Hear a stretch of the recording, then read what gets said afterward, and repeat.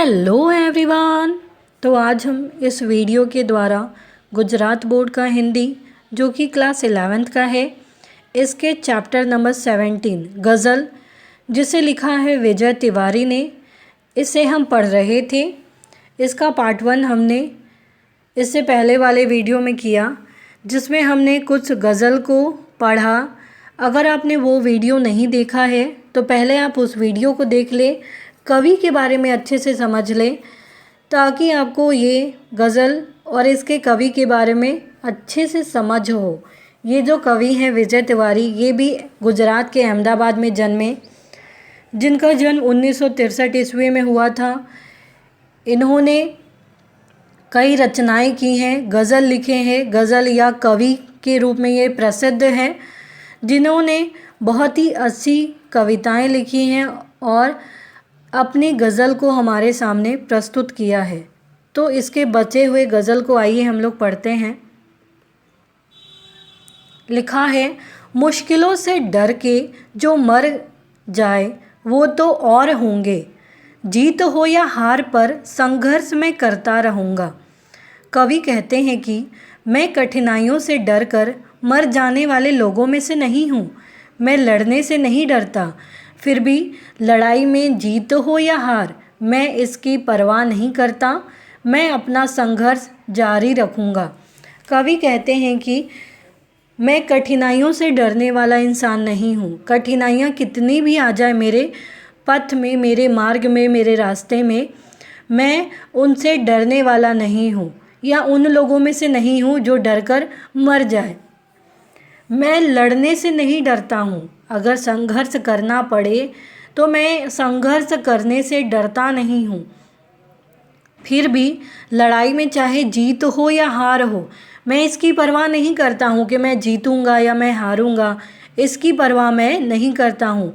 मैं अपना संघर्ष जारी रखूँगा। तो इसीलिए कहा गया है कि मुश्किलों से डर कर जो मर जाए, ऐसे लोग वो में से मैं वो नहीं हूँ। जीत हो या हार कोई फ़र्क नहीं पड़ता, कोई परवाह नहीं है, लेकिन फिर भी मैं संघर्ष करूँगा। नेक्स्ट है, मैंने अपना घर जलाकर रोशनी दुनिया को दी है, मिल सके सुख इस जहां को इसलिए मरता रहूँगा।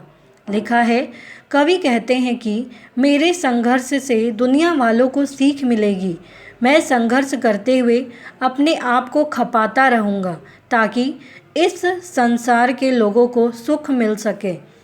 कवि कहते हैं कि मेरे संघर्ष से दुनिया वालों को सीख मिलेगी, क्योंकि कोई भी इंसान अच्छा काम करता है तो लोग उनको देखकर सीखते हैं। तो मैं भी संघर्ष करूँगा तो मेरे संघर्ष से भी दुनिया वालों को सीख मिलेगी। मैं संघर्ष करते हुए अपने आप को खपाता रहूँगा, अर्थात बलि देनी पड़े तो बलि भी दे दूँगा, ताकि इस संसार के लोगों को सुख मिल सके। मेरे संघर्ष करने से अगर लोगों को सुख मिलता है, किसी का भला होता है, तो इस संसार के लोगों को सुख मिले और मैं फिर भी उसके बाद अपने जीवन को खपाता रहूँगा और लगातार संघर्ष करता रहूँगा, जिससे मेरे संघर्ष से जो दुनिया वाले हैं उनको भी एक अच्छी सीख मिलेगी। इसीलिए कहा गया है कि मैं अपना घर जलाकर रोशनी दुनिया को दी है। मैंने अपना घर जलाकर रोशनी दुनिया को दी है, मिल सके सुख इस जहां को इसलिए मरता रहूँगा। यहाँ आप देख सकते हैं इमेज में भी, खुद जलकर जैसे मोमबत्ती है, खुद जलकर कैसे ये प्रकाश फैलाता है, उसी प्रकार से लेखक भी कहते हैं। देखेंगे इसमें लिखा भी हुआ है कि कहते हैं बंद मुट्ठी लाख की और खुल गई तो खाक की। मैं कहता हूँ जीवन भर बंद रह गई मुट्ठी और अंत समय जब आया तो खुली हाँ थी खुली, भरी हुई थी राख की। अर्थात जीवन में देने का सुख दुनिया का सबसे बड़ा सुख है। किसी के लिए, देश के लिए हमारे जो जवान हैं वो भी देश की रक्षा के लिए अपना जीवन समर्पित कर देते हैं देश को, तो उनके लिए ये बहुत ही बड़ा सुख है। और उनके बारे में, उनके संघर्ष के बारे में हम सब पढ़ते भी हैं। नेक्स्ट है, हाथ से मेरे कलम थी, छीन ले चाहे ज़माना, फिर भी अपने खून से तो गीत मैं लिखता रहूँगा। कवि कहते हैं कि जमाने वाले चाहे मेरी कलम अर्थात संघर्ष रूपी हथियार छीन भी ले तो भी मुझे कोई फ़र्क नहीं पड़ता। मैं अपना सर्वस्व निछावर करके लोगों में चेतना जगाता रहूँगा। कवि कहते हैं इसके द्वारा कलम भी कोई अगर छीन ले, क्योंकि कवि और लेखक का काम क्या होता है, लेखन का कार्य करना। तो अगर उनसे जमाने वाले कलम छीन ले अर्थात संघर्ष रूपी हथियार भी छीन ले तो भी मुझे कोई फ़र्क नहीं पड़ता, क्योंकि जो भी आप अच्छा काम करेंगे तो आपको ऐसे कुछ लोग मिलेंगे जो आपके संघर्ष में व्यवधान डालेंगे, समस्या क्रिएट करेंगे, परेशानियां क्रिएट करेंगे, परिस्थितियां ऐसे बनाएंगे। लेकिन कितनी भी कोशिशें कर ले फिर भी मुझे कोई फ़र्क नहीं पड़ता। मैं अपना सब कुछ सर्वस्व निछावर करके लोगों में हमेशा चेतना जगाता रहूँगा, लोगों को हमेशा सकारात्मकता के बारे में बताता रहूँगा और संघर्ष करना और एक अच्छे जीवन पथ पर चलना अर्थात उनमें चेतना जगाना, ये मैं कार्य करूँगा। तो इसीलिए कहा गया है कि हाथ से मेरे कलम भी छीन ले चाहे ज़माना, फिर भी मैं अपने खून से गीत मैं लिखता रहूँगा। कि कितना भी संघर्ष करने के दौरान कितने भी लोग अगर मेरे मार्ग में आए तो भी मेरी कलम अर्थात मेरे संघर्ष रूपी हथियार छीनने की कोशिश करे तो भी मुझे कोई फ़र्क नहीं पड़ता है।